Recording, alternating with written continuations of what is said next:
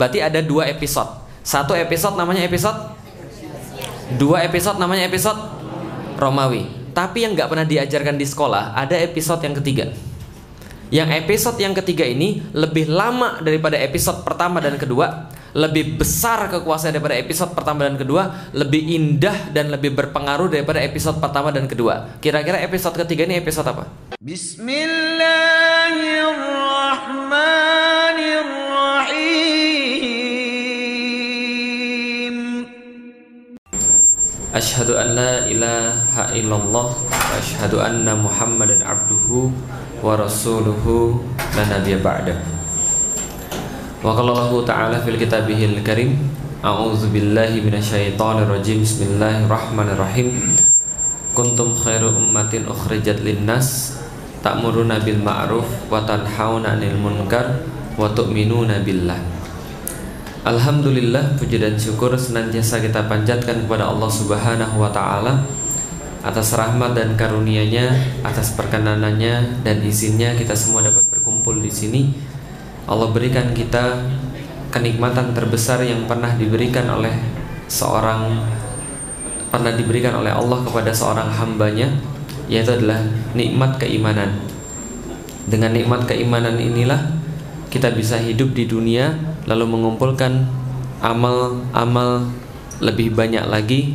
Kita bisa mengumpulkan persiapan-persiapan lebih banyak lagi, dan kita berharap kepada Allah Subhanahu wa taala ketika kita berpulang kepada Allah, maka amal-amal yang sudah kita lakukan ini adalah amal-amal yang soleh yang diterima oleh Allah Subhanahu wa taala. Amin. Salat dan salam semoga tercurah dan terlimpahkan kepada baginda Nabi besar Muhammad sallallahu alaihi wasallam dan semua yang hadir di sini. Mudah-mudahan senantiasa merindukan perjumpaan dengan beliau. Sesungguhnya kekasih kita di dunia ini banyak, tapi tidak ada yang bisa membantu kita ketika di yaumil kiamat. Ibu kita akan lari dari kita, bapak kita juga begitu, anak-anak kita nggak akan peduli dengan kita, apalagi cuma suami dan istri. Semua akan terpisah di waktu itu, dan kita benar-benar mengharap bahwa Nabi Muhammad sallallahu alaihi wasallam menghampiri kita, lalu kemudian memberikan syafaatnya bagi kita, menuntun kita kepada surganya Allah, memberikan minum daripada telaganya, dan mudah-mudahan kita ditempatkan di surga yang sama dengan Rasulullah, memandang wajah Allah, dan tidak ada lagi kenikmatan lebih daripada hal itu. Alhamdulillah, bapak-bapak dan ibu-ibu sekalian sudah dirahmati Allah. Dimanapun juga tetap sama, ibu-ibunya yang lebih ramai, alhamdulillah. Ini kalau suruh perang nih cowoknya sudah kalah habis gitu ya. Alhamdulillah, ibu-ibu sekalian sudah dirahmati Allah dan juga bapak-bapak. Pada hari ini kita sedikit coba untuk kembali menggali Islam. Saya dapat kabar tadi Ustadz Tengku ngisi di sini ya tadi pagi ya, masya Allah. Temanya tentang halal bihalal. Alhamdulillah. Jadi alhamdulillah Bapak Ibu sekalian, kita hari ini melanjutkan dengan 3 pilar di dalam Islam sekaligus kita menjawab. Baik, sebelumnya saya ingin menunjukkan ini gambar di depan, ini adalah gambar dunia Bapak Ibu sekalian. Waalaikumsalam warahmatullahi wabarakatuh. Ini adalah gambar dunia, dan gambar dunia ini adalah dunia pada zaman dulu. Dunia zaman dulu sederhana Bapak Ibu sekalian, karena gedenya cuma segini doang. Belum ditemukan Amerika, belum ditemukan Indonesia. Indonesia sudah ada sih, cuma orang-orang belum tahu kalau ada Indonesia. Jadi kalau kita bicara tentang dunia, dunia itu berbicara tentang tengah-tengah. Inilah namanya pertengahan dunia. Jadi kalau andaikan Bapak Ibu pernah baca teori tentang geografi, bahwa terjadi pergeseran lempeng benua, pernah dengar? Kira-kira setahun 11 cm sampai 18 cm lah bergeser lempeng benua. Jadi kalau misalnya sekarang lagi kemudian mencar semua, dulunya itu satu kata mereka. Dulunya itu namanya satu benua, namanya Pangaea. Pangaea ini kemudian pecah jadilah kayak dunia yang sekarang.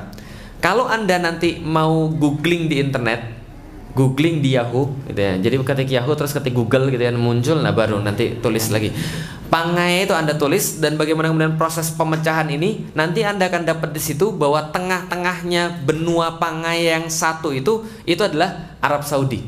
Bukan Arab Saudi, Jaziratul Arab. Tengah-tengahnya di daerah sini. Nah, ini tengah-tengahnya di sini, Jaziratul Arab, Syam. Nah, itu tengah-tengahnya di sini. Makanya namanya ini adalah the center of the world. Ini adalah pertengahan dunia, the cradle of the civilization, rahimnya peradaban. Adanya di daerah Timur Tengah, Jaziratul Arab, Syam dan seterusnya. Bisa dipahami sampai di sini Bapak sekalian? Nah, jadi daerahnya di sekitar sini. Dari sinilah lahir peradaban pertama manusia yang ada kenal dengan nama peradaban Mesopotamia. Pernah dengar? Mesopotamia, lalu kemudian Ibrahim lahir di situ. Kalau kemarin yang pernah dengerin saya kemudian ceramah tentang Ibrahim, Ibrahim lahirnya di sini. Kelihatan nggak nih? Nah, lahirnya di sini di atas Teluk Persia namanya kota Ur-Kasdim. Sedangkan Mesopotamia itu memanjang sampai ke atas ini, seperti bulan sabit. Nah, ini adalah kemudian daerah atas paling atas ini sudah Turki, Sandi Urfa. Nah, itu adalah kemudian Mesopotamia. Gampangnya yang pengen saya sampaikan adalah disinilah namanya titik tengah dunia. Jadi kalau Anda ditanya di mana titik tengah dunia, disitulah terjadinya. Dan kalau ibarat dunia ini adalah sebuah sinetron, maka kira-kira syuting paling banyaknya di mana? Syuting paling banyaknya di mana? Di kampung, enggak, di daerah pertengahan dunia. Paham sampai di sini? Maka wajar seluruh kejadian-kejadian dunia itu semua berkisar di pertengahan dunia situ. Kemarin ada yang nanya saya, Ustadz, kenapa ya kota-kota besar itu nggak pernah ada di atas dan di bawah, semuanya tengah-tengah situ semua? Ada daerah-daerah sini semua, ini pertengahan dunia semua. Lah wajar, lah kenapa? Di situ tempat syuting paling banyak. Di situ tempat Nabi muncul paling banyak. Maka kalau Nabi muncul, ya munculnya pasti di daerah-daerah sini saja. Nggak mungkin ada di tempat yang lain. Ini namanya pertengahan dunia. Berarti contoh, kemarin ada yang bilang Nabi muncul dari India misalnya. Benar atau salah? Oh, jelas salah. Secara statistik nggak mungkin, itu namanya pencilan. Dari segi data seluruh Nabi munculnya di daerah Timur Tengah. Maka inilah pertengahan dunia, dari situ Nabi-Nabi banyak muncul. Kenapa nggak di tempat yang lain? Karena di situ konsentrasi manusia. Jelas Bapak Ibu sekalian. Apalagi Nabi di Indonesia, nggak ada. Main TikTok lagi, nggak ada, gitu ya, jelas ya. Nah, jadi ini adalah kemudian pertengahan dunia. Nah, apa yang terjadi pada pertengahan dunia ini? Ada banyak sekali episode-episode yang berlaku atau yang terjadi di pertengahan dunia. Episode pertama namanya Imperium Persia. Imperium Persia ini pernah membentang selama 1201 tahun, luas wilayahnya 7,4 juta kilometer persegi. Berapa luas? 7,4 juta kilometer persegi. Berapa luas itu? Sekitar 3,5 kali lipatnya Indonesia. Indonesia tuh luasnya nggak sampai 2 juta, sak laut-lautnya sekalian. Tapi Persia dia punya luas berapa? 7,4 juta kilometer persegi. Lihat itu di depan, bayangkan kalau ini adalah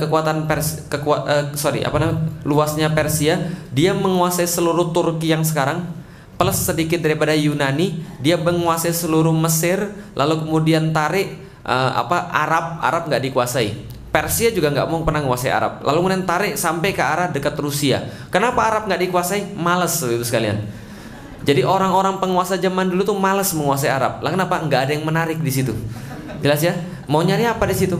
Di situ belum ada batu, belum ada emas, belum ada garam dan sebagainya. Di situ cuma ada padang pasir. Emangnya mereka mau menguasai situ, mau bikin telur ceplok di situ di atas batu saking panasnya? Enggak. Mereka enggak tertarik pada Arab. Nah, itulah mungkin salah satu hikmah kenapa di Jazirah Arab itu dijadikan Ka'bah ada di situ. Supaya kenapa? Supaya orang yang datang ke situ benar-benar masabatan linnas, benar-benar berkumpul karena Allah, bukan karena yang lain. Coba Ka'bah ada di Jakarta. Nanti kalau orang pergi haji sekalian pergi ke pantai, paham sekalian? Niatnya nggak ikhlas gitu kan ya. Tapi kalau ke Arab kita nggak pernah. Kalau ke Arab itu kita cuma mau lihat Ka'bah aja. Andai kan nggak ada Ka'bah di situ, nggak ada Masjid Nabawi di situ, kita juga malas ke situ, paham sekalian? Nah, itu salah satu hikmahnya adalah supaya kita tuh ikhlas, betul. Jadi niatnya tuh nggak ada yang lain. Buktinya begini, dari dulu Persia tuh nggak mau menguasai Jaziratul Arab. Lah kenapa? Nggak ada untungnya.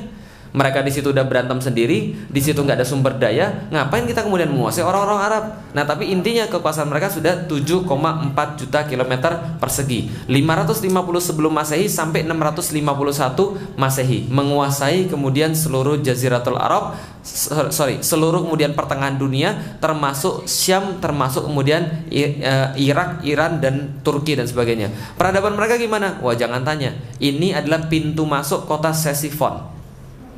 Pintu masuk kota Ctesiphon. Jadi kalau Anda ini kan kalau perumahan zaman sekarang itu kan yang kalau perumahan-perumahan bagus kalau sana gapuranya bagus kan gitu kan ya. Kalau misalnya contoh ada tempat yang kemudian piramidnya terbalik gitu kan ya. Ada tempat yang gapuranya 200 meter gitu ya. Ini gapuranya coba lihat itu. Itu kira-kira 60 meter di atas kepala. Buat lengkungan kayak begitu, dan jangan bayangkan ini dibangun tahun 2018. Ini dibangun tahun ratusan teman-teman sekalian.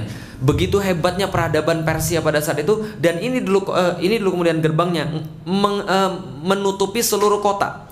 Tapi yang ketinggalan cuma ini doang. Ctesiphon yang merupakan kota yang punya pintu kayak begini, itu salah satu kota di antara kota metropolitan.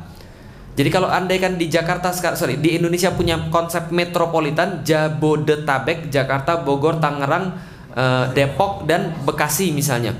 Mungkin Bekasi harus pakai paspor sekarang ya, Masya Allah. Nah, Ctesiphon itu dulu adalah salah satu kota di antara 7 kota metropolitan. Orang-orang Persia menyebutnya Al-Madain, kota-kota yang 7 yang menjadi ibu kota yang saling berdekatan dan itu sangat luas sekali.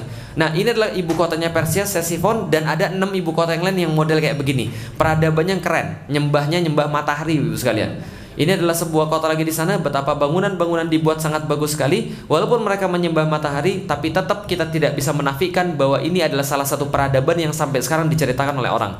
Dalam setiap sejarah apapun, anak-anak kita belajar di sekolah pasti belajar sejarah Imperium Persia. Itu episode yang pertama. Episode yang kedua namanya Imperium Romawi.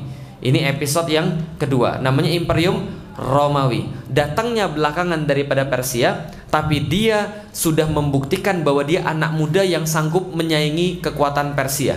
Romawi ini kemudian kekuasaannya ada di sebelah barat, kalau Persia ada di sebelah timur. Jadi kalau RPUL zaman dulu cuma 2 lembar, Bapak Ibu sekalian. Nah, kenapa? Negara di dunia cuma 2, timur barat.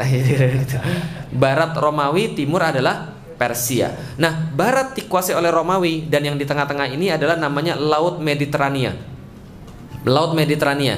Laut Mediterania secara literally adalah kolam renangnya orang-orang Romawi. Kenapa? Lihat tuh, mereka menguasai seluruh wilayah-wilayah di sekitar Laut Mediterania. Mulai dari Spanyol, lalu kemudian Inggris, Anglo-Saxon, Prancis, itu semua belum ada.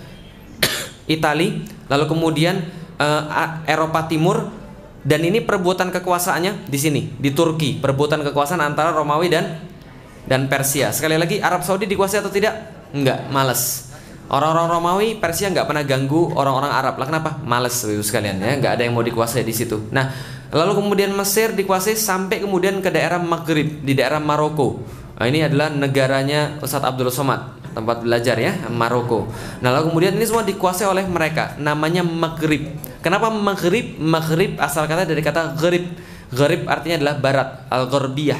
Gharbiyah, lalu kemudian barat, maka terbenam matahari namanya Maghrib. Nah, Maghrib itu artinya daerah Maroko, Afrika bagian utara, Maghrib. Ini wilayah mereka 5 juta kilometer persegi, 1480 tahun berkuasa, dan kekuasaan mereka juga sama-sama hebatnya.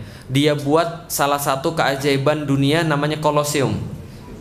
Kolosium ini, Bapak Ibu sekalian, adalah sebuah proyek pencitraan. Jelas ya?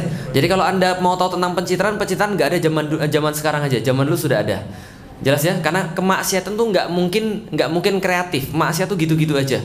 Nah, ini ketika kemudian Kaisar Romawi menemukan ekonominya lagi hancur, lalu kemudian rakyatnya kacau, rakyatnya kemudian kurang makan, kurang kerjaan dan sebagainya, dia malah bikin hiburan, Kolosium, supaya rakyatnya tertipu dengan hiburan tadi. Lalu kemudian nggak peduli dengan kondisi yang sebenarnya, tapi tetap aja bagus. Yang pengen saya ceritakan adalah Romawi luar biasa. Romawi itu kekuasaan luar biasa hebat, teknologinya maju luar biasa, dan mereka mengadopsi agama Kristen nantinya jadi agama negara mereka dengan beberapa bangunan-bangunan yang sampai sekarang masih kita kenang. Berarti ada 2 episode. 1 episode namanya episode, 2 episode namanya episode Romawi. Tapi yang nggak pernah diajarkan di sekolah ada episode yang ketiga. Yang episode yang ketiga ini lebih lama daripada episode pertama dan kedua, lebih besar kekuasaan daripada episode pertama dan kedua, lebih indah dan lebih berpengaruh daripada episode pertama dan kedua. Kira-kira episode ketiga ini episode apa? Ya, kalau nggak Islam kita nggak akan bahas. Cuma nggak ada nusantaranya di situ, jelas ya. Nah, Islam ya. Jadi episode yang ketiga adalah episode Islam. Nah, episode ketiga episode Islam, bagaimana ceritanya? Nih ceritanya Bapak sekalian. Semuanya bermula pada tahun 1 Hijriah. Atau kita kenal dengan tahun 622 Masehi. Maksudnya apa sih Masehi, Ustadz? Masehi itu artinya adalah tahun yang dihitung setelah lahirnya Al-Masih. Al-Masih. Boleh nggak Ustadz kita pakai tahun Masehi? Boleh, nggak ada masalah, nggak dosa. Loh, toh kita juga beriman pada Isa Al-Masih. Kita juga beriman pada Yesus Kristus. Sama nggak Ustadz Yesus Kristus dengan Isa Al-Masih? Sama. Bedanya cuma lafaz saja. Kalau Isa itu bahasa Arab, bahasa Ibraninya Isa, bahasa Yunaninya Jesus. bahasa Arabnya Al-Masih, bahasa Ibraninya Mesias. Pemain bola paling hebat siapa? Nah, itu Mesias artinya. Mesias itu artinya juru selamat. Juru selamat sama kayak Al-Masih yang dijanjikan. Al-Masih yang dijanjikan, Al-Masaha, asal kata adalah yang diurapi. Bahasa Ibraninya Mesias, bahasa Arabnya Al-Masih, bahasa Yunaninya Kristos. Jelas maksud saya? Yang tidak boleh mengakui dia sebagai Tuhan, itu nggak boleh. Tapi kalau nama itu kadang-kadang beda-beda. Di Indonesia namanya Muhammad, di Malaysia namanya Muhammad, di Betawi namanya Mamat. Tapi sama nggak? Sama. Di Turki Mehmed, sama nggak? Sama. Di Cina Mo. Wah, udah gitu aja, Mo. Itu jadi apa? Jadi marga. Contoh misalnya kalau ada orang marganya Mo atau Ma, itu berarti Muslim. Contohnya Ma Sanbao, yang di Indonesia terkenal dengan nama Cheng Ho. Itu artinya marganya Mo Muhammad atau Ma Muhammad. Jelas sampai di sini? Nah, saya cuma pengen ngasih tahu Yesus Kristus itu tidak salah, karena dia Isa Al-Masih. Berarti Al-Masihi yang dihitung dengan Masehi artinya setelah kelahiran. Oke, Isa Al-Masih atau Yesus Kristus. 1 Hijriah itu sama dengan 622 Masehi. Artinya 1 Hijriah itu diperingati kapan? Dulu para sahabat debat. Kita harus punya tanggalan sendiri. Kita harus punya tahun sendiri. Lalu para sahabat mengajukan, oke, kalau gitu saya mengajukan tahun kita dimulai dari kelahiran Nabi Muhammad. Yang lain bilang, enggak deh, nanti sama kayak orang-orang Nasrani dong. Ya sudah, kalau gitu tahun kita dimulai dari turunnya wahyu, nuzul Quran. Enggak deh. Kalau gitu ada apa? Semuanya debat. Akhirnya yang dipilih adalah pendapatnya Umar bin Khattab. Umar bin Khattab mengajukan ada satu momen yang sangat penting di dalam hidup kita, sekaligus di dalam agama kita. Momen itu bukan kelahiran Nabi, bukan juga nuzul Quran, tapi momennya adalah hijrah. Jelas ya? Dari Mekah ke maka namanya tahun Hijriah. 1 Hijriah 622 Masehi terjadi satu momen yang sangat penting di dalam Islam. Sebentar. Yaitu adalah momennya hijrahnya Rasul dari Mekah ke Madinah. Kemudian di Madinah beliau menegakkan sesuatu yang oleh para ulama-ulama disebut dengan Daulah Islam Nabawiyah. Saya jelaskan sebentar. Sorry, lagi agak batuk sedikit. Nah, jadi ini adalah Daulah Islam Nabawiyah, disebut dengan daulah, artinya adalah negara Islam yang terletak di daerah Madinah. Daulah Islam Nabawiyah Madinah, atau disebut dengan ya Madinah saja, atau Daulah Rasul, terserah. Yang penting namanya adalah Daulah Islam Nabawiyah. Rasul menegakkan Islam yang berfungsi sebagai sebuah negara yang melindungi segenap umat Islam. Nah, itu benderanya Ibu sekalian. Yang di bawah itu bendera Rasul ya. Jelas ya, bukan bendera ISIS ya. Yang bilang bendera ISIS berarti Anda anak buahnya abu-abu yang kemarin itu ya. Jelas ya. Bendera Rasul kemudian berdiri di situ. Bendera Rasul ada dua. Karena Troyatu sallallahu alaihi wasallam saudah waliwauhu abyadha. Sesungguhnya panji Rasul berwarna hitam dan benderanya berwarna putih. Maka ketika Rasul menegakkan Islam di sana, lihat sebelah kiri Romawi, sebelah kanan Persia. Yang sebelah kanan usianya sudah 1173 tahun, yang sebelah kiri usianya sudah 650 tahun. Bayangkan, yang sini sudah tua banget, hampir sampai ke ajalnya, yang di sini lagi muda-muda banget, lagi hot-hotnya. Paham Ibu sekalian? Sedangkan yang di tengah ini baru 0 tahun. Literally, secara benar-benar ngomong, Rasul diapit oleh 2 raksasa dunia. Bisa dipahami? Raksasa sebelah kirinya adalah Persia, raksasa sebelah kanannya adalah Romawi. Tapi hebatnya coba kita lihat, Rasul nggak pernah takut sama Romawi dan Persia. Setelah muncul Rasul baru direken oleh Romawi dan Persia. 1 Hijriah terjadi satu peristiwa sangat penting. Selain daripada hijrah Rasul dari Mekah ke Madinah, terjadi perang besar antara Romawi dan Persia.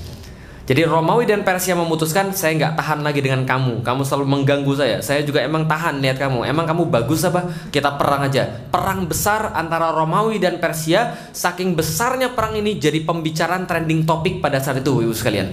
Ketika jadi trending topik pada saat itu, langsung kemudian didengarkan oleh para sahabat. Maka sahabat tanya pada Rasulullah Sallallahu Alaihi Wasallam, ya Rasul, kira-kira yang menang Romawi atau Persia? Ini adalah sebuah dalil bahwa para sahabat sangat memperhatikan kondisi politik dunia pada saat itu. Jelas sampai di sini?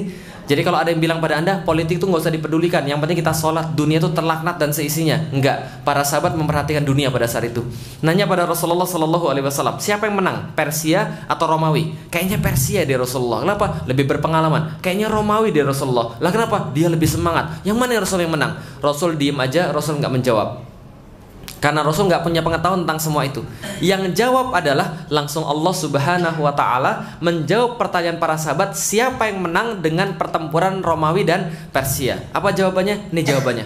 Ghalibatir Rum fi atnal ard.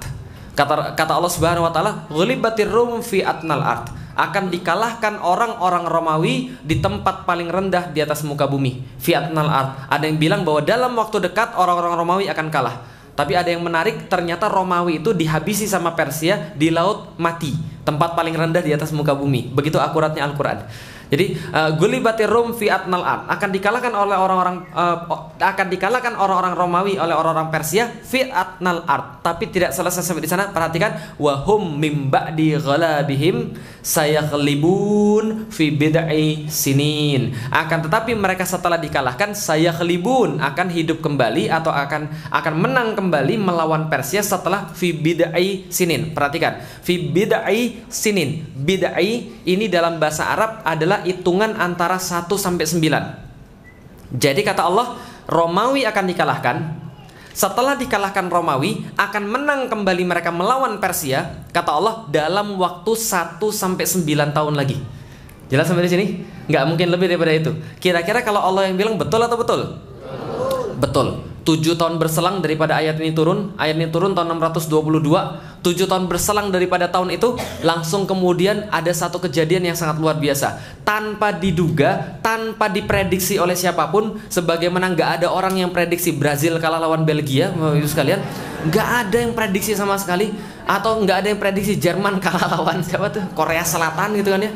Gak diprediksi semua. Tiba-tiba muncul satu pahlawan hebat di tengah-tengah orang-orang Romawi. Dia menyatukan seluruh kekuatan orang-orang Romawi, muncul menjadi pemimpin yang sangat luar biasa hebat. Dan kehebatan dia diakui oleh musuh-musuhnya. Dia ambil balik seluruh wilayah-wilayah yang pernah ditaklukkan oleh orang-orang Persia. Dia memenangkan pertempuran itu tanpa kemudian orang menyangka. Orang-orang mengenalnya sebagai The Great Heracles. The Great Heracles. Namanya Heraklius yang hebat, Heraklius yang agung. Heraklius dilukiskan membawa salib suci yang direbutnya kembali daripada orang-orang Persia, karena orang Persia pernah mengambil salib yang dianggap oleh mereka tempat penyaliban Yesus. Dibawa kembali salib suci ini, kemudian diarak pergi ke kota Yerusalem dengan arak-arakan yang sangat luar biasa, perayaan kemenangan yang hebat sekali. Setelah dia sampai ke Yerusalem, dia kemudian menancapkan salib suci ini di depan gereja Makam Kudus yang sampai sekarang masih ada di situ salibnya. Kemudian dia berdoa di bawah salib itu, dan dikisahkan oleh sebuah sejarawan, ketika dia selesai berdoa, ada seorang kemudian tentaranya ngasih, mohon maaf Paduka Raja, ini ada surat yang kami nggak ngerti sama sekali dalam bahasa Arab. Ya, saudara sekalian, ternyata ngapain dia tahun 629? Dia dapat surat dalam bahasa Arab tertanda Muhammad Sallallahu Alaihi Wasallam. Paham ya? Jadi Rasul kita tuh dulu keren, sudah korespondensi dengan pemimpin-pemimpin dunia. Paham Ibu sekalian? Bukan dikendalikan oleh pemimpin-pemimpin dunia. Jelas sampai di sini? Oke, baik Ibu sekalian. Kalau gitu kita lihat, ternyata yang dikirimin surat bukan hanya Heraklius, tapi yang dikirimin surat juga adalah Raja Persia yang sudah kalah tadi. Namanya adalah Kisra. Kisra itu dikirimkan kemudian surat juga, dan suratnya kayak begini. Masya Allah, ini suratnya sampai sekarang masih ada. Tulisan tangan Rasul ya, tulisan tangan Rasul Ustaz? Bukan. Rasul nggak bisa nulis. Kan ummi, tidak bisa nulis, tidak bisa baca. Yang nulis siapa? Wallahu a'lam. Ada kemungkinan bisa jadi Ali bin Abu Thalib atau kemudian Zaid bin Harithah yang menuliskan kemudian surat Rasulullah Sallallahu Alaihi Wasallam. Nah, bagaimana bunyi suratnya? Gak usah baca di atasnya, saya juga nggak paham. Nah, kenapa bahasa Arab zaman dulu nggak seperti bahasa Arab zaman sekarang? Saya sering pergi ke museum, lihat Quran zaman dulu, ini surat apa gitu kan ya. Jadi kita nggak paham. Jadi intinya kalau misalnya di bawahnya, nah yang ini yang warna hitam ini stempel Rasulullah. Stempel Rasulullah, tulisannya apa? Di bawahnya Muhammad, di tengahnya Rasul, di atasnya Allah. Bacanya Muhammad Rasul. Bukan Allah, Rasul Muhammad ya, jelas ya. Lah kenapa tulisnya di bawahnya Rasul, tengahnya adalah Muhammad, atasnya adalah Allah? Itu adalah aturan kaligrafi. Allah itu ditaruhnya di atas. Itu adalah etis dalam seni. Nah ini adalah kemudian khatamnya Rasulullah, segelnya Rasulullah yang sekarang ISIS pakai jadi bendera dia. Jadi Anda boleh jadi nggak suka ISIS, Anda boleh jadi nggak suka, tapi jangan injek-injek benderanya, karena yang benderanya itu adalah khatamnya Rasulullah, jelas ya. Jadi kalau gitu saya jelaskan dulu apa isinya. Ini adalah kemudian nas risalatu Rasulillah. Inilah kemudian nas daripada kemudian surat yang dikirim oleh Rasulullah Sallallahu Alaihi Wasallam kepada Kisra Malikul Faris, Malikil Faris, yaitu adalah kemudian kepada Kisra pemimpinnya Persia. Bagaimana kemudian artinya? Nih kita baca bareng-bareng. Bismillahirrahmanirrahim. Dengan nama Allah yang Maha Pengasih dan Maha Penyayang. Min Muhammadin Rasulillahi ila Kisra Azimul Faris. Sesungguhnya ini adalah surat yang dikirimkan oleh Muhammad, Nabi Allah, kepada Kisra pemimpin Persia. Salamun alaman ittiba'ul huda. Keselamatan bagi siapa saja yang mengikuti petunjuk. Jadi kalau Anda mau ngasih salam terus ada orang non muslim, boleh pakai begini. Salamun alaman ittiba'ul huda. Keselamatan hanya bagi orang-orang yang mengikuti petunjuk daripada Allah Subhanahu wa taala. Kan kita kan nggak boleh mendoakan selamat pada orang yang bukan muslim.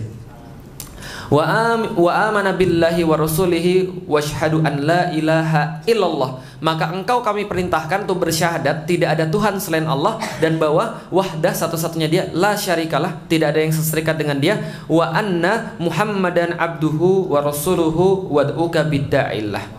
Dan kami menyuruh engkau dengan dakwah daripada Allah Subhanahu wa taala. Fa inni ana Rasulullah sallallahu alaihi wasallam ilan nasi kafah. Dan saya adalah utusan yang diutus oleh Allah untuk seluruh manusia, liungzira man kana hayyan, untuk memperingatkan kepada siapapun yang masih hidup, wa yuhiqul qaul, dan membenarkan perkataan alal kafirin, terhadap orang-orang yang kafir. Yang paling penting yang di bawah ini. Ini yang paling penting.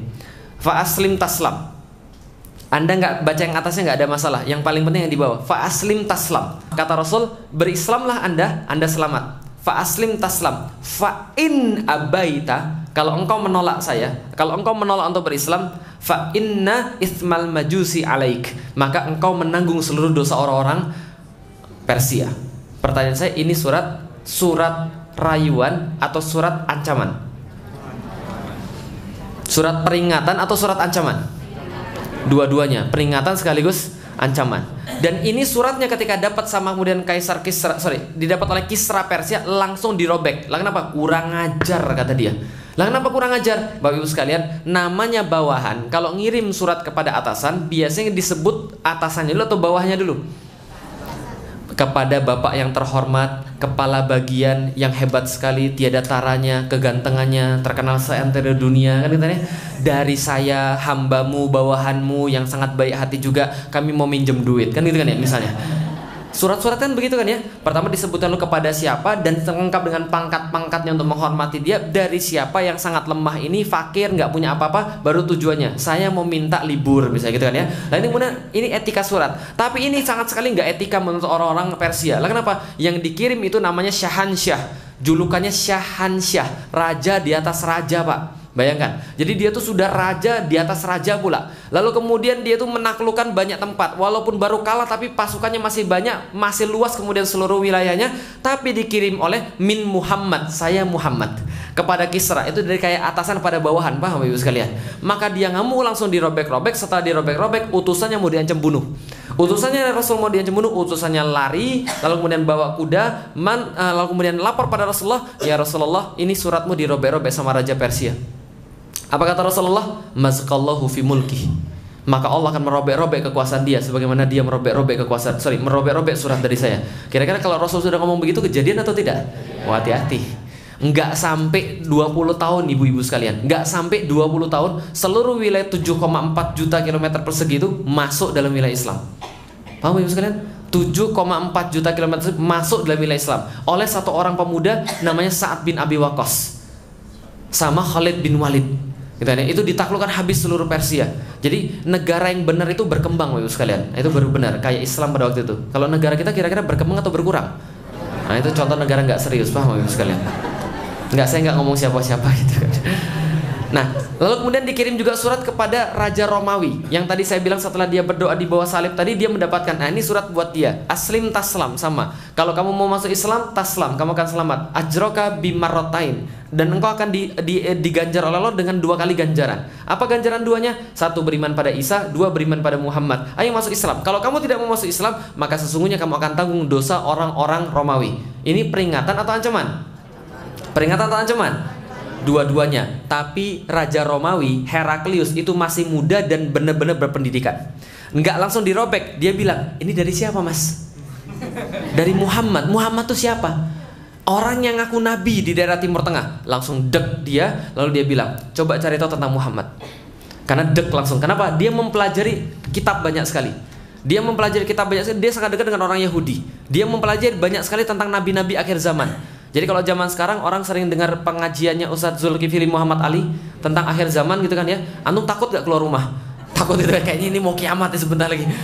Nah zaman dulu pembahasannya bukan Ustadz Zulkifli, karena Ustadz Zulkifli belum ada. Nah dulu pembahasannya tentang nabi akhir zaman. Jadi mereka sangat hafal tentang nabi. Langsung dek dipanggilkan, cariin saya orang Arab, saya mau tahu tentang siapa Muhammad. Maka kemudian dicarilah seluruh dicarilah di seluruh Yerusalem yang waktu itu namanya Ilia Capitolina. Jadi kapital Ilia. Ilia itu dicari seluruhnya orang-orang di situ, dan Anda bisa menemukan nanti kisah ini di dalam Sahih Bukhari di bab paling awal tentang bagaimana kemudian dicarinya orang ini, dapat orang Arab, pas pula dapat tetangganya Rasulullah, pas pula keluarganya Rasulullah, pas pula bangsawan Quraisy namanya Abu Sufyan. Kenal?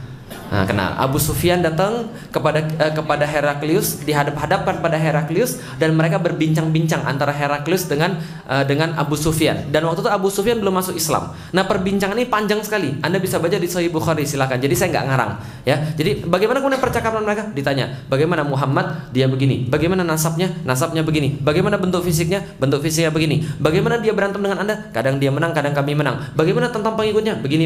Bagaimana akhlaknya? Begini. Panjang banget. Setelah kemudian mendengarkan seluruh tentang itu, Heraklius terdiam. Kemudian dia bilang begini, orang ini nabi. Jelas? Orang ini nabi. Dan kalau andaikan Anda bilang itu semuanya benar, maka sebentar lagi kekuasaan orang ini akan sampai di depan kaki saya. Dan kalau saya ada di depan dia sekarang, maka saya akan ambil kakinya dan akan saya cium kakinya. Kemudian Heraklius bilang begini pada seluruh orang-orangnya, keluarkan orang-orang Arab ini sekarang, masukkan orang-orang saya. Seluruh kemudian punggawa-punggawanya berkumpul di situ, seluruh kemudian jenderal-jenderal berkumpul di situ. Lalu kemudian ditanya sama Heraklius, menurut Anda semua gimana kalau kita masuk Islam aja? Gila, itu stres. Heraklius bilang ini, nggak jadi, saya cuma bercanda aja, Bang. Dia test in the water, karena nggak jadi, nggak ada yang mau. Lalu kemudian dia bilang, kembalikan suratnya kepada Muhammad, beritahu kami nggak akan masuk Islam. Jelas sampai di sini? Dia menolak masuk Islam. Nah, setelah kemudian dia menolak masuk Islam, ibu sekalian, ternyata Islam itu berlanjut menguasai kemudian setiap wilayah demi wilayah. Heraklius berakhir dengan sangat mengerikan sekali. Jadi kalau Anda nanti baca tentang Heraklius, akhir hidupnya ngeri. Lah kenapa menolak Rasulullah Sallallahu Alaihi Wasallam? Lah kalau Persia lebih ngeri lagi akhir hidupnya. Nah, baru kemudian kaum muslimin menguasai seluruh wilayah sampai akhirnya menguasai wilayah bagian Romawi, dan tamatlah Romawi pada saat itu pada tahun 1453. Cerita tentang Muhammad Al-Fatih. Jelas sampai di sini terus kalian? Masya Allah, lihat wilayah Islam cuma segini doang, Madinah setitik doang nih, cuma setitik doang, langsung jadi wilayah sebesar ini dalam waktu kurang daripada 100 tahun, Bapak Ibu sekalian. Termasuk menaklukkan Konstantinopel pada tahun 1453. Sekarang wilayah Islam, dulu wilayah Islam ketika masih jaya-jayanya itu wilayah Islam yang bisa saya kumpulkan. Dari Maroko sampai Merauke itu wilayah Islam. Dari sini Spanyol, loh kok Spanyol nggak masuk Ustaz? Iya, sudah direbut kembali sama orang-orang Spanyol, Reconquista. Wilayah Islam paling luas kapan Ustaz? Tahun 1550 ketika zamannya Sulaiman Al-Qanuni, itu yang paling luas. Nah, Islam menguasai seluruh Jaziratul Arab, seluruh kemudian Afrika bagian utara, termasuk Wakanda kayaknya gitu kan ya. Lalu kemudian Lautan Mediterania. Oh, antum belum tahu ya? Itu Wakanda itu terinspirasi oleh raja Islam yang sangat kaya. Wakanda itu sangat kaya sekali. Jadi itu terinspirasi dari sana. Nah ini kemudian Lautan Mediterania. Tapi hari ini kita nggak bahas Wakanda gitu kan ya. Lalu kemudian India ini siapa? Oke, yang sering nonton film India? Ada yang sering nonton film India? Oke, tahu Joda Akbar tahu? Joda Akbar tahu? Tahu. Akbar itu nama apa? Nama Islam atau nama India? namanya Jalaluddin Muhammad Akbar. Jalaluddin Muhammad Akbar ini adalah cicit daripada Timurlang. Timurlang ini siapa? Keturunan Genghis Khan.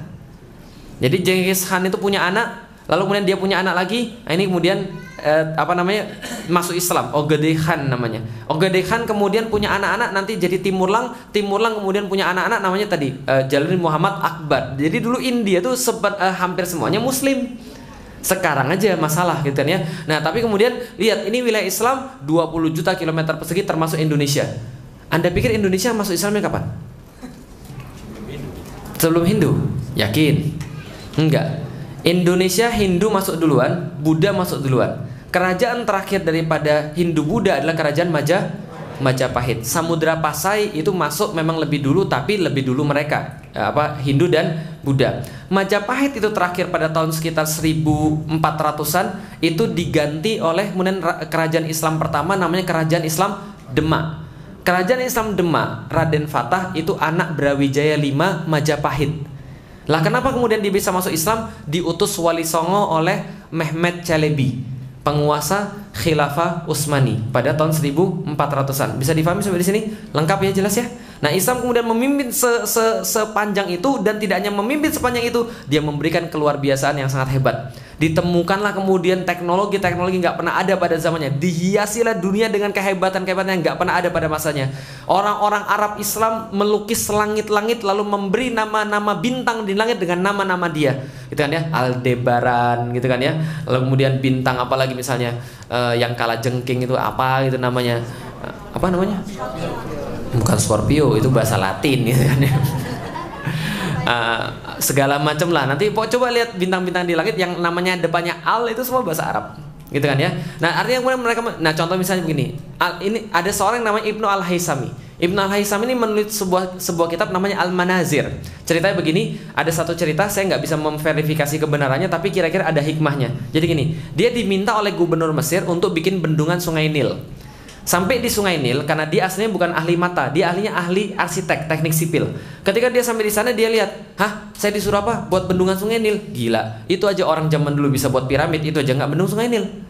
Paham maksudnya? Yang bisa buat piramid aja nggak bendung Sungai Nil. Berarti mereka nggak bisa bendung Sungai Nil. Apalagi saya nggak bisa. Langsung dia dipenjara. Di penjara yang kamarnya gelap itulah dia nggak bisa melihat apa-apa. Di satu waktu yang sangat terik sekali, dia bisa melihat satu gambar yang membuat dia sangat terpesona. Dia mempelajari tentang teori-teori pemantulan cahaya dan mata. Akhirnya dia menulis satu buku di dalam penjara itu, namanya Al-Manazir. Di dalam buku itulah dia menjelaskan teori refraksi, teori kemudian pantulan-pantulan cahaya, sekaligus menciptakan sebuah alat yang namanya kumroh, yang sekarang kita kenal dengan nama kamera. Berarti yang hobi selfie, tolong ucapkan terima kasih pada Ibnu Al-Haisami. Makasih, gitu kan ya, karena dia sudah menciptakan seperti itu. Nah, jadi kumroh tuh cara kerja seperti apa? Jadi gini, kalau ada ruangan gelap, lalu kemudian ada satu titik kecil, dia bisa kemudian memantulkan apa yang terjadi di luar masuk ke dalam. Kalau dibalik jadi proyektor. Proyektor yang dalam gelap yang memantulkan keluar. Bisa difahami Bapak sekalian? Kalau nggak difahami, nasib. Berarti Anda pasti tidur pas pelajaran fisika gitu ya.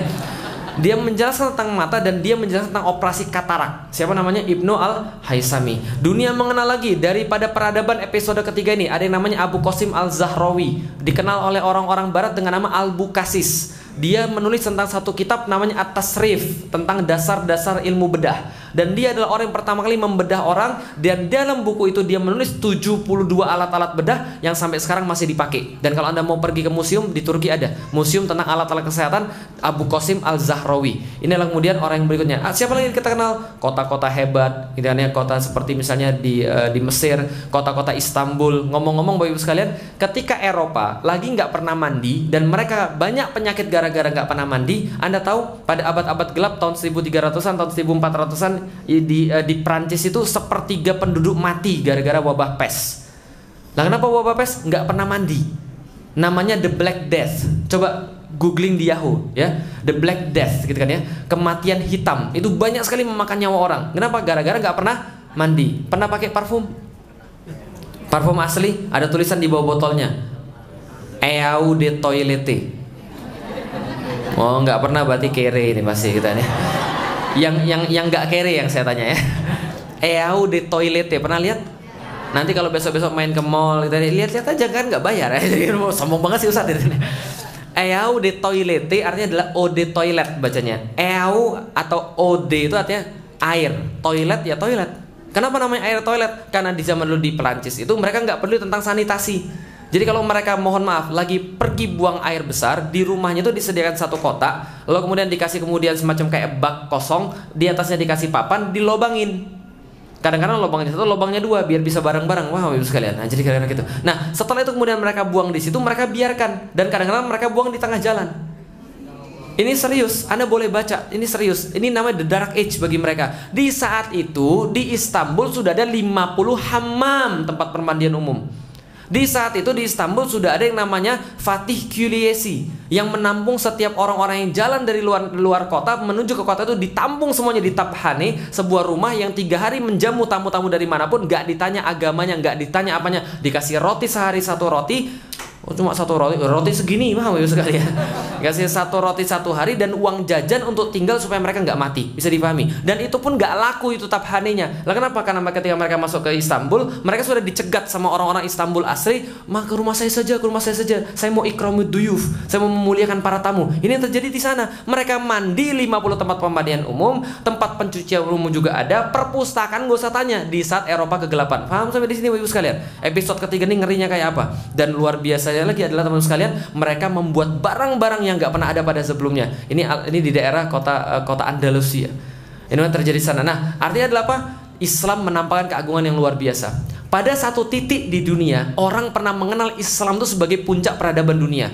Sampai sekarang masih ada surat daripada Raja Inggris yang meminta pada Khalifah di Turki untuk menyekolahkan anaknya di situ. Tolonglah Pak, anak saya ini mungkin nggak pintar, tapi tolong jalur khusus Pak. Wah, Ibu sekalian, ini pernah terjadi dan suratnya masih ada sampai sekarang, Ibu sekalian. Mereka menyekolahkan anaknya kemudian di tempat-tempat Islami. Mereka belajar bahasa Arab. Fibonacci itu belajarnya dari orang-orang Arab, dari orang-orang yang berbahasa Arab. Maka dia kemudian menelurkan teori-teori. Kopernikus, Galileo Galilei, itu dari teori-teori Islam. Jadi kalau Anda sekarang ngomong kemudian flat earth, telat antum, Ibu sekalian. Bumi itu datar, telat. Zaman dulu yang kemudian menginspirasi bumi itu bulat, orang-orang Muslim. Kenapa? Karena mereka mengamati itu sudah sampai luar angkasa. Jangankan bumi, luar angkasa jadi amati, bisa difahami Ibu sekalian. Jelas sampai di sini? Oke. Tapi kalau misalnya masih meyakini flat earth, boleh nggak Ustaz? Ya boleh, cuma lucu aja, paham Ibu sekalian. Jadi kira-kira nggak dosa, cuma lucu aja. Nah, dengan Islam yang sama, pada satu titik Islam menampakkan sedemikian hebatnya, sedemikian luar biasanya peradaban mereka. Tapi di satu titik lain, orang ketika dengar Islam jauh beda seperti yang zaman dulu. Orang zaman sekarang dengar Islam seperti apa? Nih yang didengar. Islam yang kepikir adalah teroris. Bapak Ibu sekalian, jadi ini yang kepikir teroris. Contoh misalnya, pernah nonton Hollywood? Pernah nonton Hollywood? Sering. Pernah nonton film Taken 2? Pernah. Apa kemudian awalnya? Allahu Akbar, Allahu Akbar. Ada azan. Setelah itu, gua akan bunuh dia. Ya gitu kan ya. Semuanya diidentikan dengan Islam itu teroris. Zaman sekarang, kalau ada pemeran teroris Hollywood, kira-kira yang mana diambil perannya? Yang pakai jenggot atau yang nggak pakai jenggot? Kira-kira kalau kemudian teroris yang diperankan di Hollywood itu kemudian orang Cina matanya sipit kayak saya, kira-kira laku atau tidak? Teroris kok nggak berjenggot itu kan ya? Ini mau boy band bukan teroris kan itu kan ya?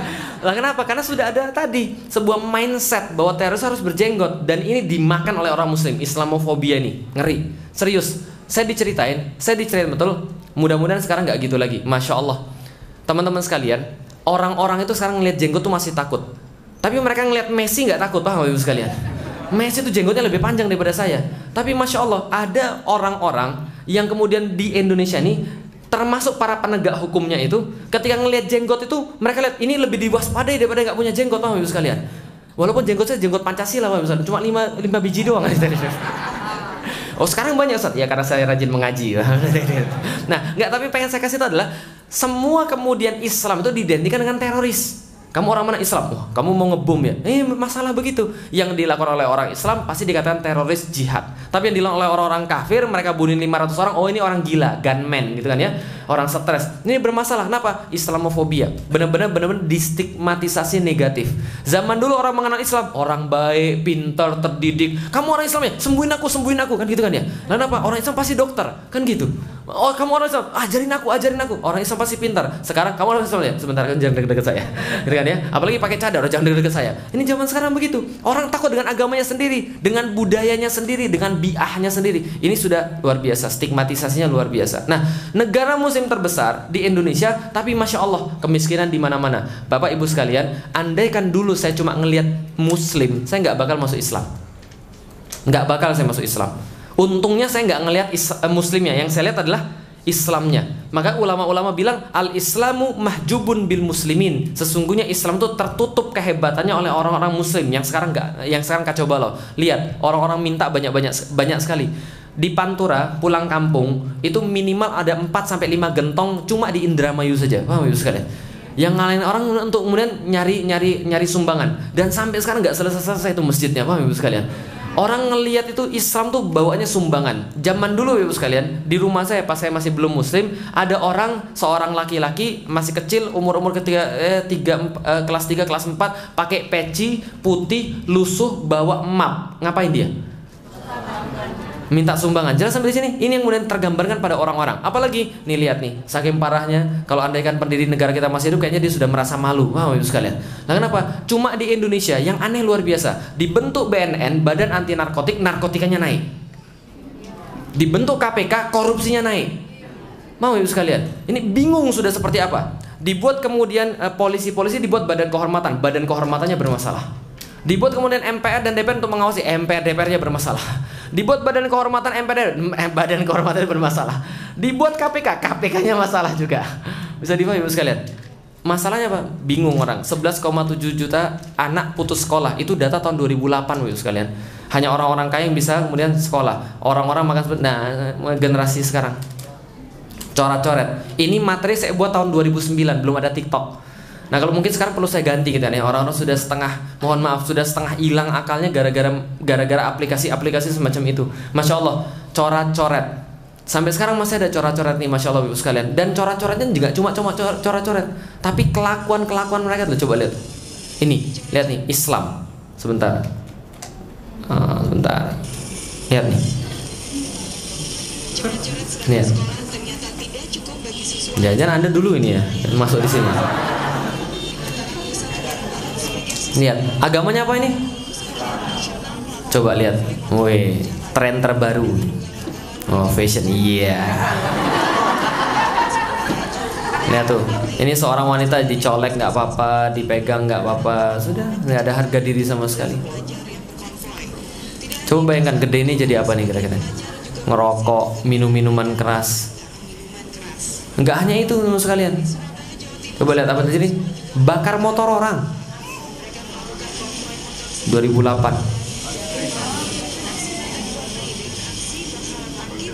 Lihat.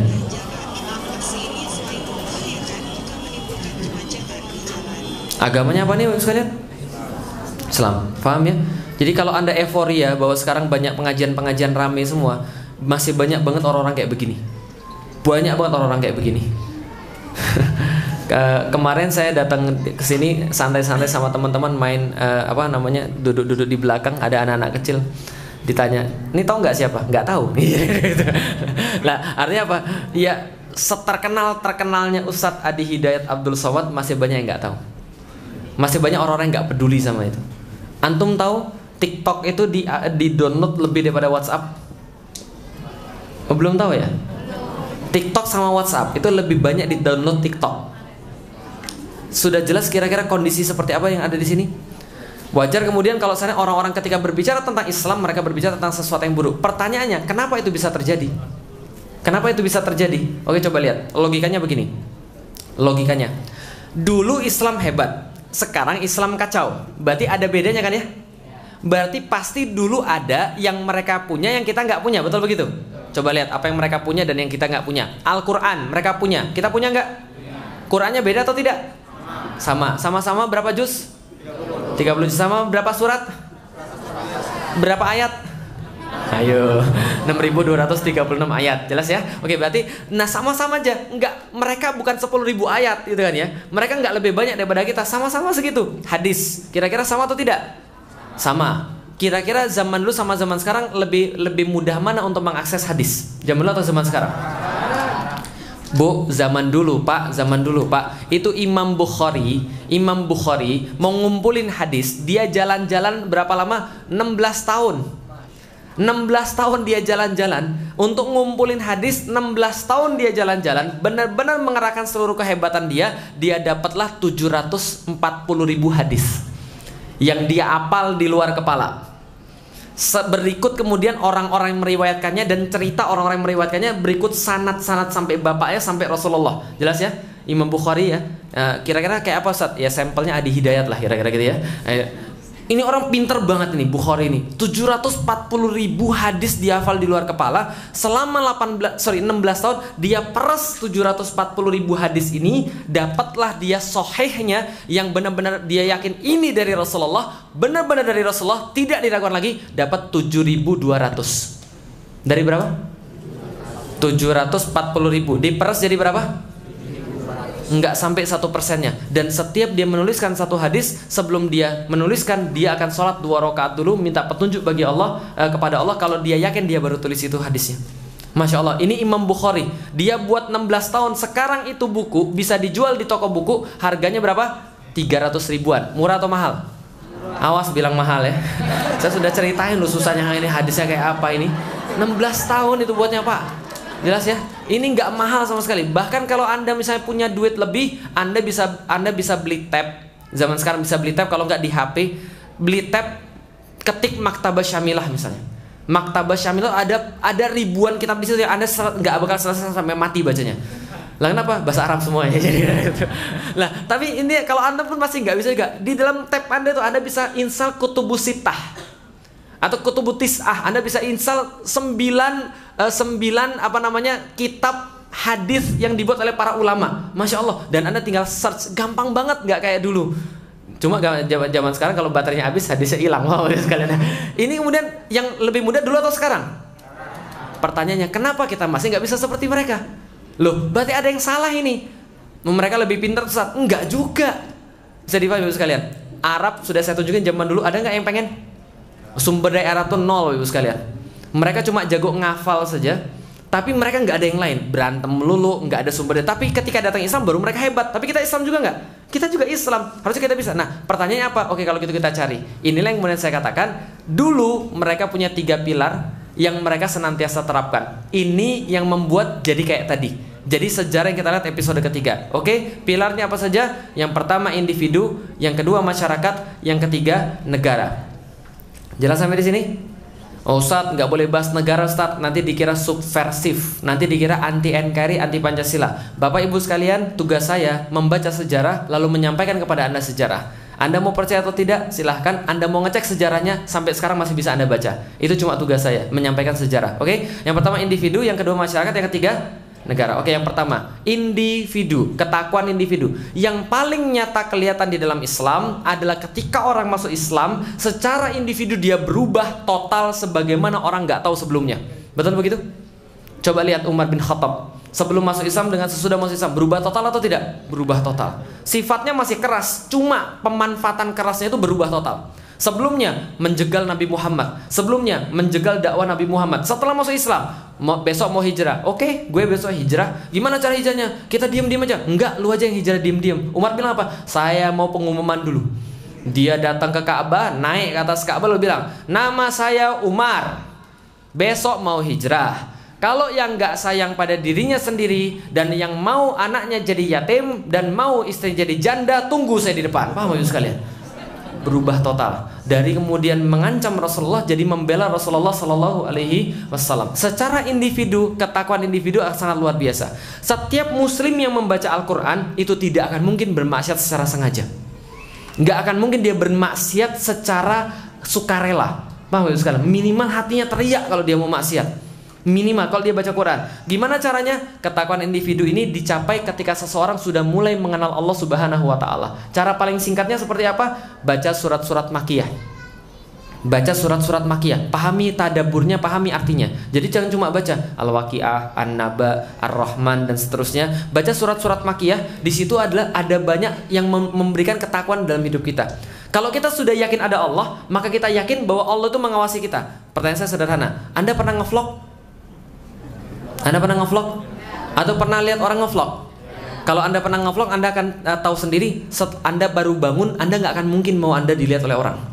Minimal, tapi ada Ustadz orang yang kemudian uwal-uwalan Ustadz, itu pencitraan, dia uwal-uwalan, paham Ibu sekalian? Tapi dalam kondisi paling buruk dia nggak akan mau dilihat. Kenapa? Manusia akan mau dilihat oleh orang lain dalam kondisi yang terbaik. Jelas sampai di sini? Pernah nggak ada orang nonton film porno terus kemudian di vlog?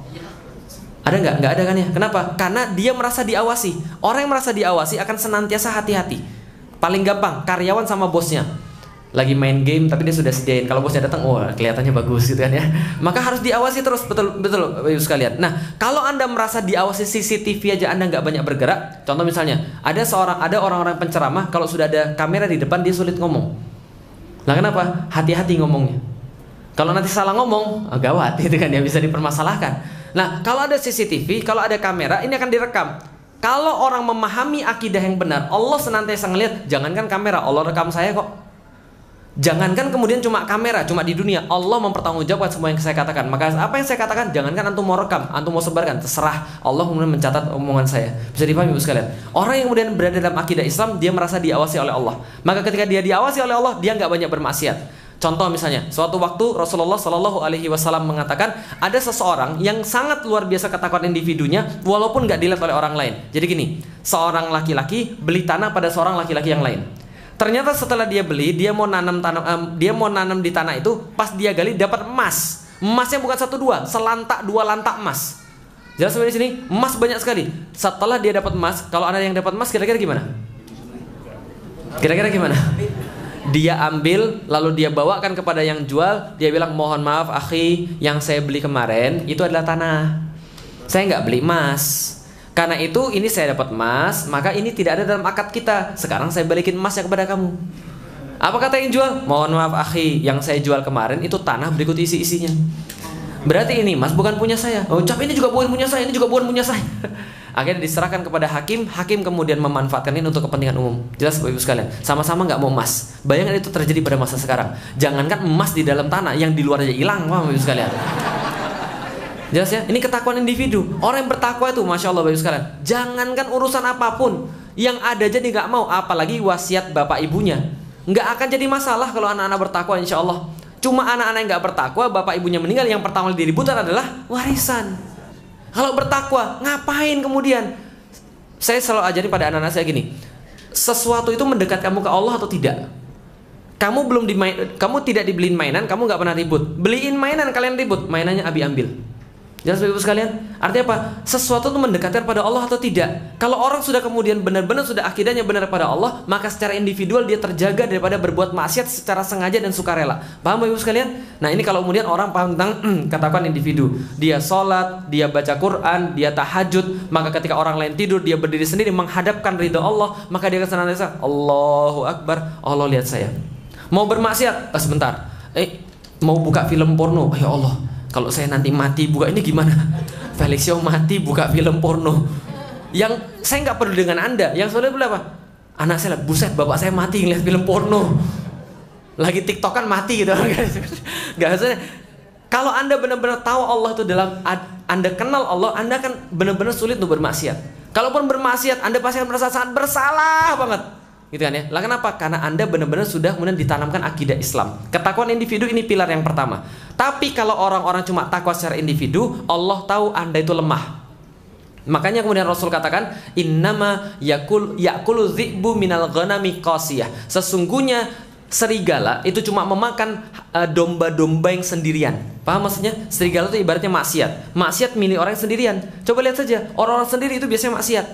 Makanya ibu-ibu yang punya anak-anak laki-laki yang baru balik, jangan boleh anaknya ngunci pintu. Serius, jangan boleh ada kunci di kamar anaknya.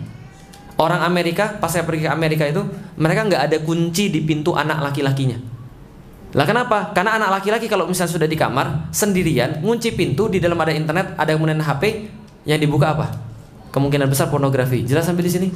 Lah kenapa? Karena kesendirian itu akan lebih mudah digoda oleh syaitan. Tapi kalau bareng-bareng biasanya lebih enak untuk beribadah. Contoh, kalau bareng-bareng gini, yuk kita bareng-bareng berjamaah nonton film porno. Jadi begitu? Gak mungkin. Pacaran berjamaah ada? Gak ada. Pacaran enaknya sendiri-sendiri. Pacaran berjamaah rapat bro. Ibu sekalian.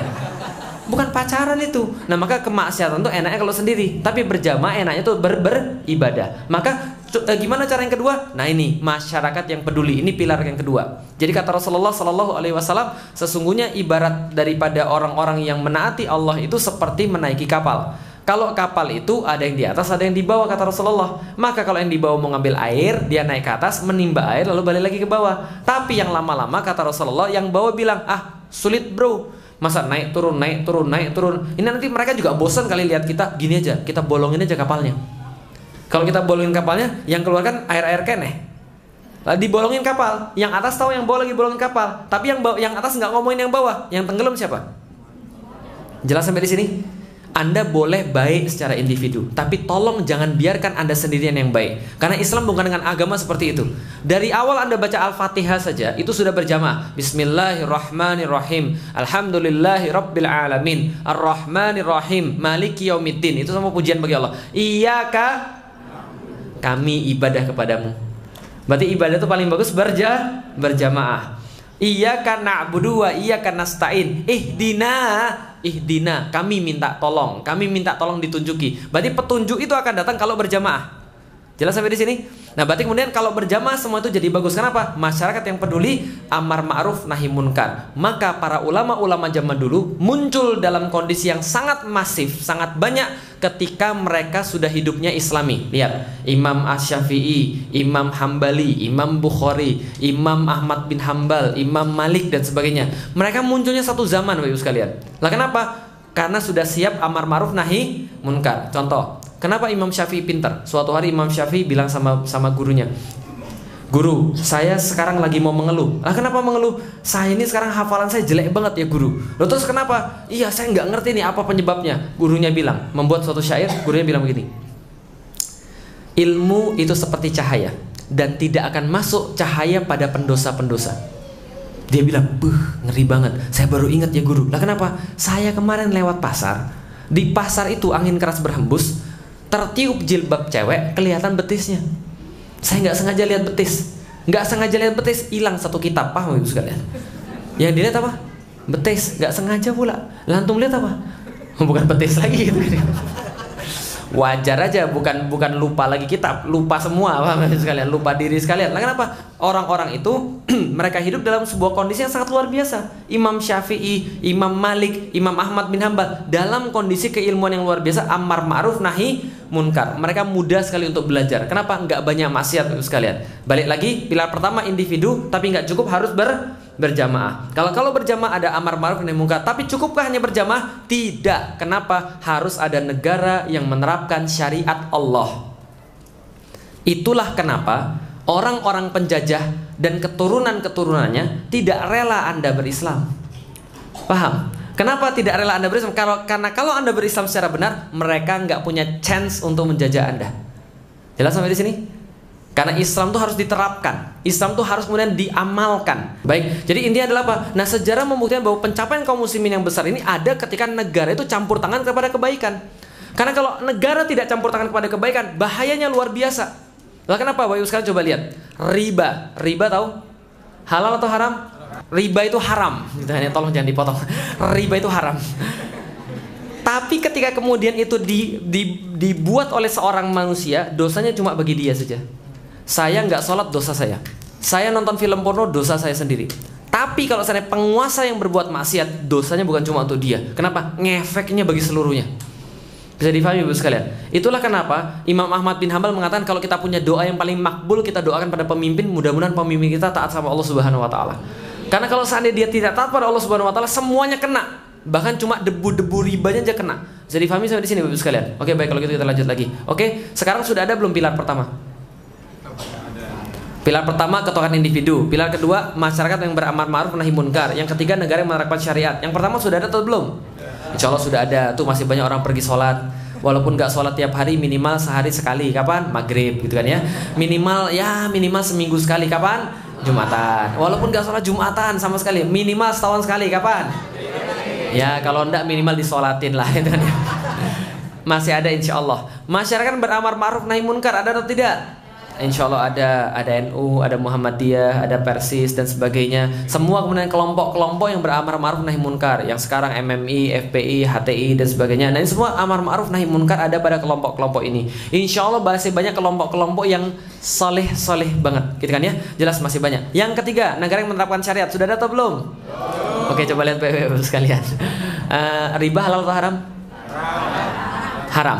Tapi negeri ini pakai riba atau tidak? Bukan hanya pakai riba, jadi jantungnya. Jadi jantungnya di dalam Al-Quran tidak ada dosa melebihi riba daripada ancaman daripada Allah Subhanahu Wa Taala. Cuma satu-satunya dosa yang Allah katakan, kalau engkau masih berbuat, engkau saya ajak perang. Gila, nantangin perang Allah. Bayangin, nantang perang manusia aja belum tentu menang. Ini nantangin perang Allah. Negara ini menjadikan riba sebagai jantung ekonominya. Kalau mau dibahas nanti kapan-kapan kita bisa bahas. Tapi jantung ekonomi daripada negeri ini adalah riba. Allah sudah bilang jangan, kita bilang ini harus. Paham Bapak Ibu sekalian? Oke, berarti tidak diterapkan. Negara yang menerapkan syariat tidak ada. Maksudnya seperti apa Ustaz? Negara yang benar-benar menerapkan syariat dalam bentuk yang total. Contoh, bagaimana bentuk yang tidak total? Lihat nih. Ini masjid. Pernah masuk ke masjid ibu-ibu sekalian, mendapati ada cewek di masjid pakai baju tank top, celananya hot pants. Pernah nggak? Pernah. Ini pasti orang stres pasti orangnya. Yang lain pernah? Saya nggak pernah. Stres perempuan yang pernah saya temui gitu kan ya, yang paling seksi sekalipun bajunya di luar, masuk masjid itu masya Allah dia tutup auratnya, dia pakai sarung, dia pakai kerudungan gitu kan ya. Pas saya tanya kenapa mbak, ngeri Ustaz, lah kenapa, kualat nanti dikutuk jadi kodok saya gitu. Paham Bapak sekalian? Separah-parahnya orang masuk masjid dia masih merasa ini ada Allah di sini Bapak sekalian. Suatu waktu saya ngisi di kajian-kajian di perbankan dulu pas masih saya belum dituduh sebagai anti NKRI, anti Pancasila gitu ya. Ngisi di perbankan suatu waktu, terus di kantor itu pas kita mau sholat pas bulan Ramadan itu ada perempuan tergopo-gopo datang. Bajunya seksi banget masya Allah. Kok Ustaz lihat sih, kelihatan orangnya lagi sufu vakum gitu kan ya, kelihatan. Lalu kemudian ketika dia buru-buru pakai mukena, setelah dia pakai mukena terus kemudian dia sholat. Setelah dia sholat, kemudian selesai sholat temannya iseng banget bilang dia begini, loh kok kamu pakai mukena sih tadi? Loh emang kenapa? Ini kan menghadap Allah, paham ya sekalian? Tapi setelah dia sholat dia buka lagi, kenapa? Karena dia merasa Allah coba lihat dia pas lagi. Paham ya sekalian?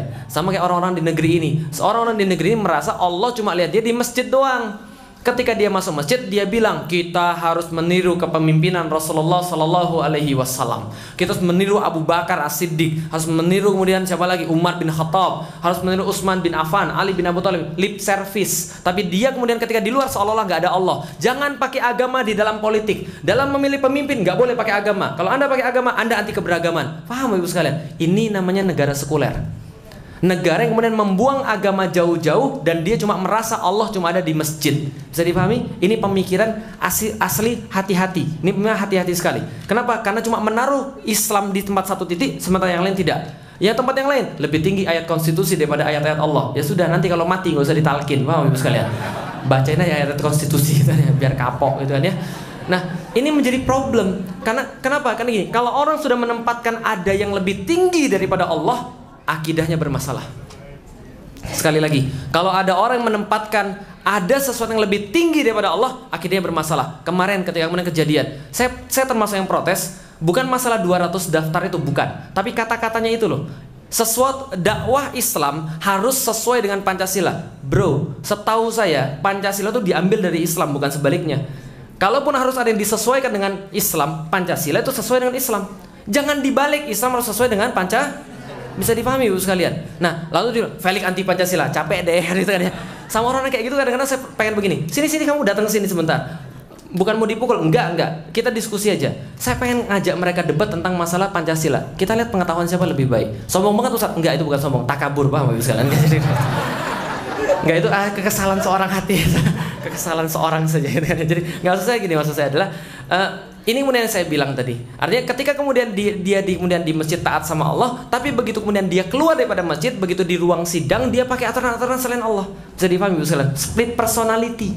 Gitu lah. Nah, maka kemudian sekarang sudah diterapkan belum? Belum diterapkan Islam. Artinya ketika kita sekarang berdiri ibarat ada 3 pilar Islam, cuma ada 2, kita mau menegakkan Islam. Gimana jadinya? Jomplang, jatuh. Oke, kalau gitu kita lihat. Seberapa penting negara? Sorry, ini fontnya agak sedikit aneh karena berubah ketika ini laptop belum disesuaikan. Ini kemudian perkataan Utsman bin Affan, innallaha la yaza'u bil Qur'an ma la yaza'u bis innallaha la yaza'u bis sultan ma la yaza'u bil Qur'an. Allah akan menghilangkan kemaksiatan-kemaksiatan menggunakan tangan penguasa, maksiat-maksiat yang tidak bisa dihilangkan dengan Al-Qur'an. Jelas sampai di sini? Karena Al-Qur'an sendiri mengatakan ada orang-orang tipe-tipe dibacaan Quran malah makin kafir. Ada nggak coba?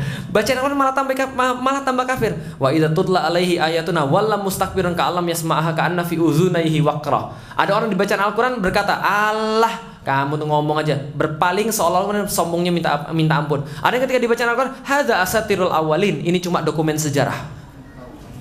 Ada model-model begini, bisa difahami Ibu sekalian. Sehingga orang-orang kayak begini nggak bisa disadarkan dengan Al-Quran. Bagaimana disadarkannya? Dengan menggunakan tangan penguasa. Bisa difahami Ibu sekalian, penguasa. Contoh misalnya, setidaknya di Jakarta, alhamdulillah lah, dan tinggal ditiru ke tempat yang lain untuk punya penguasa yang menerapkan Al-Quran. Nah sekarang sudah menerapkan Al-Quran belum? Ya nanti insya Allah kita bareng-bareng untuk mendorong supaya mendapatkan Al-Quran, gitu kan ya? Oke, baik. Yang berikutnya teman-teman sekalian, sesungguhnya dunia itu agama itu dan kekuasaan seperti saudara kembar. Dunia lagi. Agama atau din itu adalah asasnya. Ad-dinu usun wa sultanu harisun, dan penguasa itu adalah seperti haris, penjaganya. Kalau ada asas, ada dasar, tidak ada penjaganya, kayak rumah tanpa atap. Gimana kalau rumah tanpa atap? Hancur. Sedangkan penguasa tanpa agama seperti atap tanpa rumah. Untuk apa? Paham Ibu sekalian? Akan hilang semuanya, akan hancur semuanya. Nah maka agama dan kekuasaan itu seperti saudara kembar. Untuk apa kemudian kita nyampein sekarang semua ini? Harus Anda pahami, ketakwaan individu sudah ada, amar ma'ruf sudah ada. Yang ketiga yang belum ada cuma apa? Negara yang menerapkan syariat Allah. Dan itu yang insya Allah akan kita senantiasa perjuangkan secara istiqomah. Baik, terima kasih. Ini yang mau saya sampaikan. Kalau ada yang salah saya mohon maaf. Ada yang baik hanya berasal daripada Allah Subhanahu wa Ta'ala. Alhamdulillah.